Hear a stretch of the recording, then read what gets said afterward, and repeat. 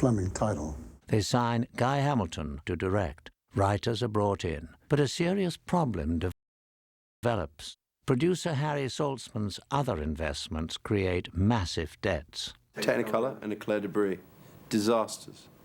It proves, once and for all, if you like food, it doesn't mean you can run a restaurant.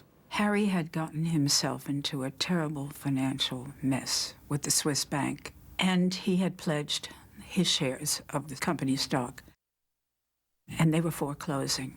He owed a lot of money to various banks, and these letters would come in, and he would just rat-hole them in drawers and bags and not want to deal with them. Well, the banks were very upset with this because they had a loan, and Harry had pledged his stock in the company as guaranteed a loan, but there was no way they could realize their guarantee. It was a very trying time for everyone. On top of the fights, on top of the problems of business, my mother had breast cancer, and she was very sick at that point. And I think that also complicated matters, at least for my father's reasoning and thoughts.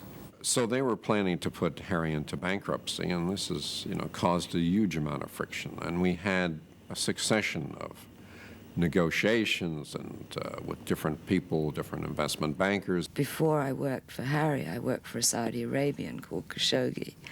And I remember calling him and saying, you wouldn't by any chance be interested in buying half of James Bond, would you? And he said yes. That deal didn't go through. But my father didn't have the business acumen. He was eaten alive by the Wall Street of that time and a corporate takeover. He was out of his depth. The company did go into a sort of liquidation, a hiatus. And it could not actually produce the James Bond film. And after much ado, we won. Harry unfortunately lost his shares and therefore was out of the company. So Cubby became the de facto representative of the company. With the rights to the Bond films finally secured, producer Cubby Broccoli controls the fate of James Bond. Should he succeed, he alone will get the credit. Should he fail, he will have no one to blame but himself. But that was not the end of our problems. In a way, that was just the prelude.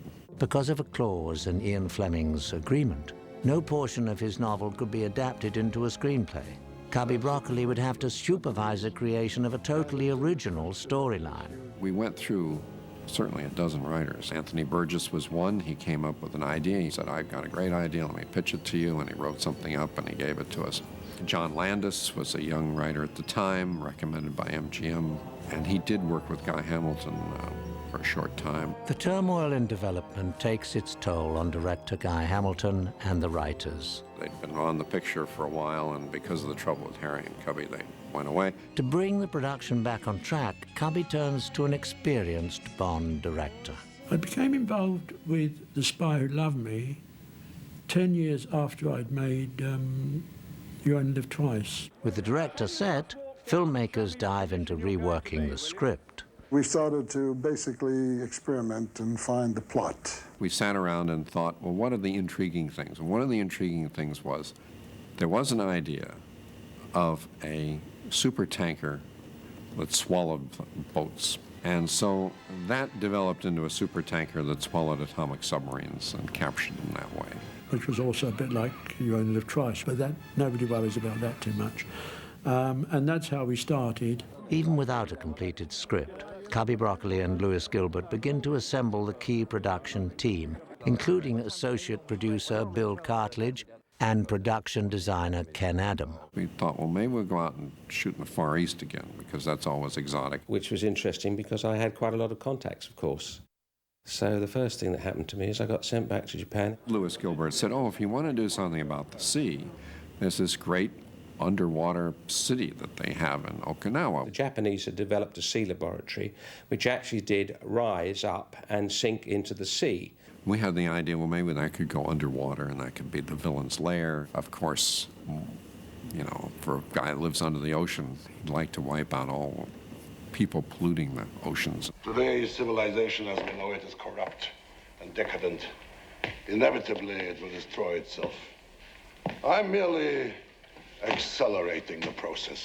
And I brought in a Christopher Wood, who I'd worked with on other films, and I knew that he was a great admirer of Bond books. One day he rang me up when I was in France and said in his rather laid-back way, hello, love, how'd you like to write a James Bond film? I discussed this with Cubby before I went on the film, and I said to him, one of the mistakes that they're making with the Roger films was that they were trying to turn him into Sean Connery. Where is Ernst Stavro Blofeld?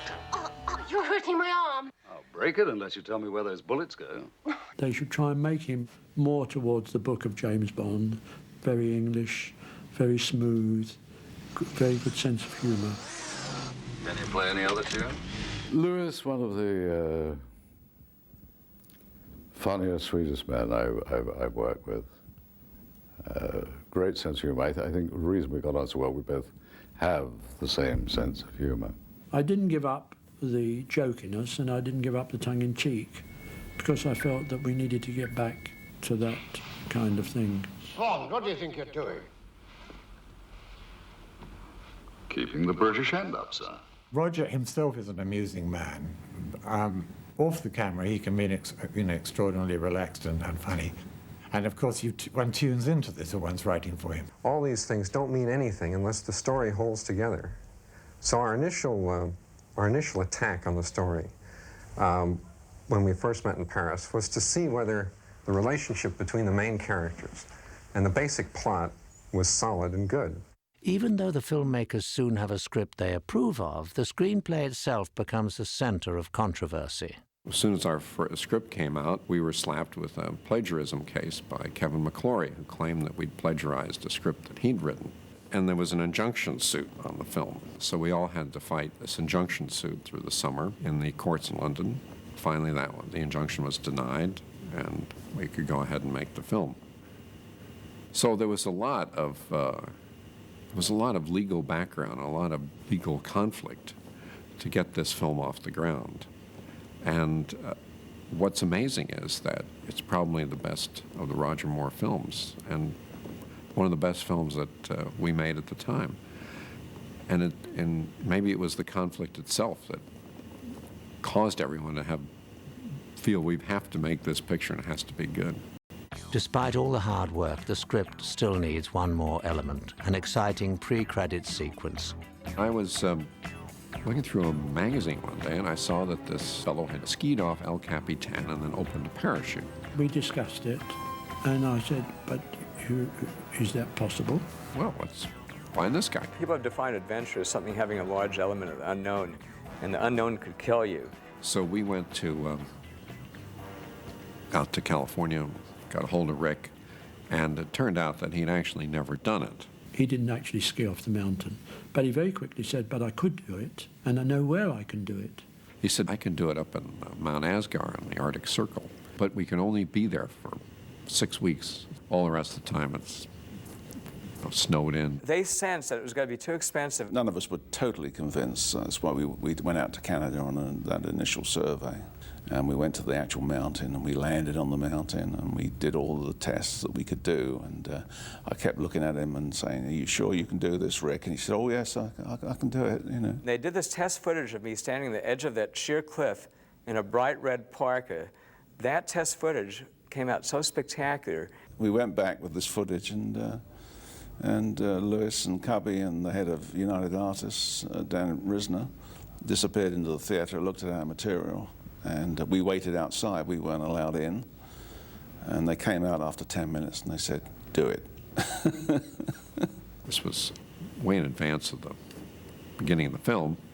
And Lewis Gilbert's idea was, well, if that doesn't work, we'll have plenty of time to figure out something else. Well, sure enough, the weather gets bad.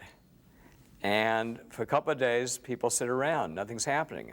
And the money kept getting more and more expensive, and they were clouded in. And now the calls start coming in from London as the costs keep mounting. Has he done it yet? Studios calling up asking what the hell's happening, and, you know, why are you ever going to do this? Finally, Cubby said, I've got to call